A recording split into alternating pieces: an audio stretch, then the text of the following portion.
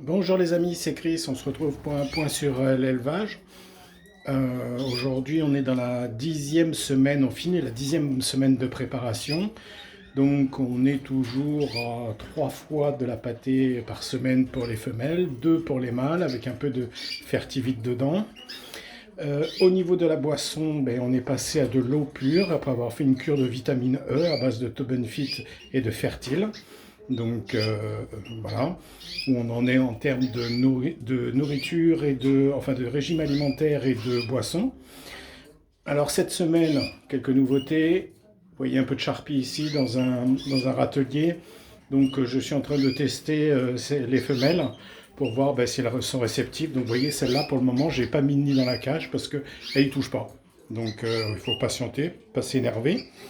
Donc par contre en bas, vous voyez ici, le nid a été installé, il est là, nid intérieur, parce que là ça commence à toucher à la charpie, la balader un peu partout dans la cage, donc j'ai décidé de les mettre, peut-être un petit peu tôt, mais bon, c'est pas grave. Ici c'est la même chose, ici j'ai mis des nids extérieurs, parce qu'on est sur du satiné, et ils préfèrent un peu d'ombre pour nourrir les jeunes.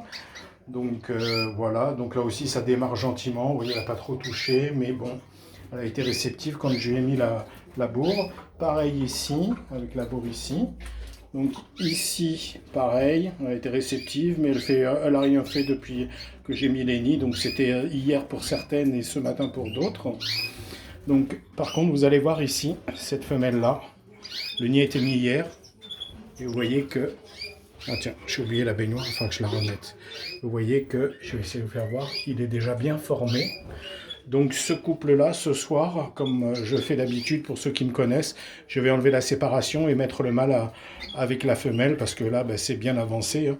Donc elle a bien bossé entre hier et aujourd'hui, donc ça c'est une bonne chose. Donc je continue le tour. Donc ici on a les mâles qui rejoindront les femelles quand ces dames seront prêtes, auront bien avancé sur les nids. On a toujours nos anciens et nos petits jeunes ici. Voilà. Voilà, ça chamaille un peu bien entendu dans les mâles, hein. Mais ça va, c'est supportable. Alors ici, elle est un peu plus avancée. Elle avait mis des petites choses dans le nid, elle a tout enlevé. Vous voyez qu'il y en a par terre. Donc voilà. Ici, celle-là, vous voyez, ça commence à se former dans le nid. Voilà. Donc, tranquillement, elles avancent chacune à leur rythme. Donc, on va voir ce que ça va donner. Et ici, j'ai ma femelle de secours au cas où, qui ne donne aucun signe d'impatience pour le moment. Donc, mais je sais que l'année dernière, elle avait démarré très, très, très tard. Je ne veux pas dire fin avril, début mai, mais pas loin. Facile à reconnaître parce que c'est celle qui manque une patte. Hein. Donc voilà.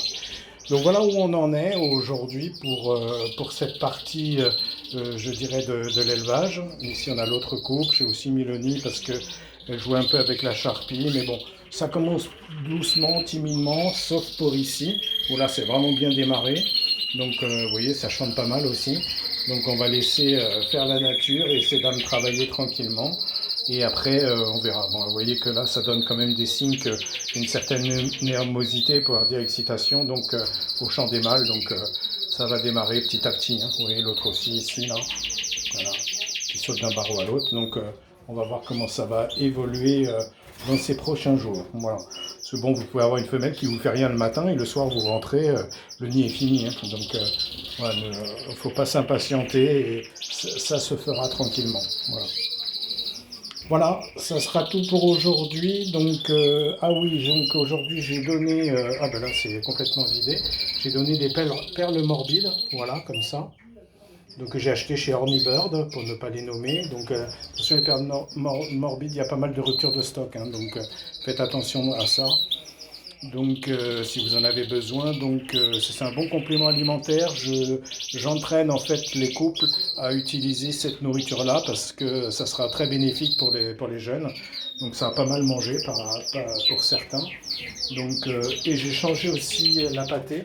J'ai pris la pâtée d'Hornibird aussi, celle qui a 25% de protéines, que je complémente avec du calcilux, du probiotique, de l'omnivite et un petit peu de fertivite. Voilà pour ce qui est de l'alimentation. Donc ça a l'air d'être une bonne adoption sur ces deux nourritures-là. Mon père morbide, j'avais déjà essayé, ils sont habitués pour certains d'entre eux. Et donc ben voilà, ça avance tranquillement, mais sûrement. Donc préparation des nids avec du savon noir. Je badigeonne le nid au savon noir liquide. Je saupoudre avec de la terre de diatomée. Je saupoudre aussi les fonds de nid avec terre de diatomée des deux côtés.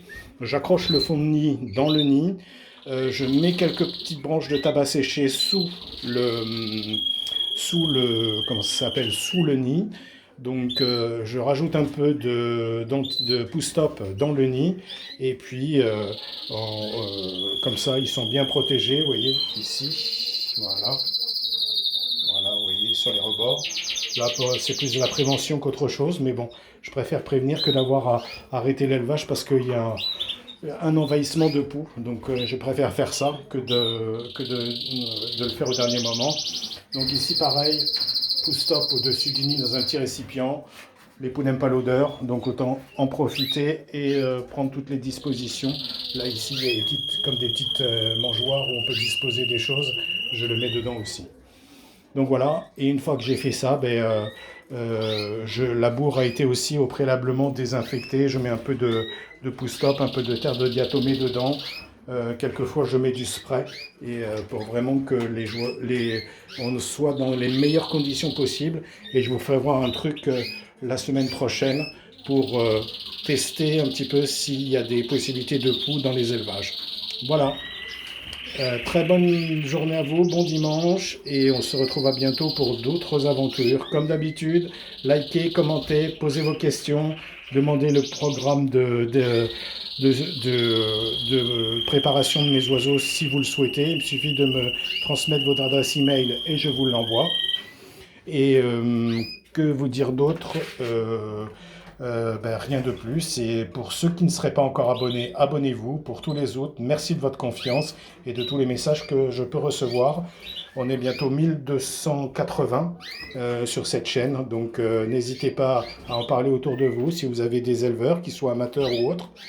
Toute ta vie est bonne à prendre, tout conseil est fait pour être partagé, sinon ça sert pas à rien, ça sert à rien, il n'y a rien à cacher, donc voilà.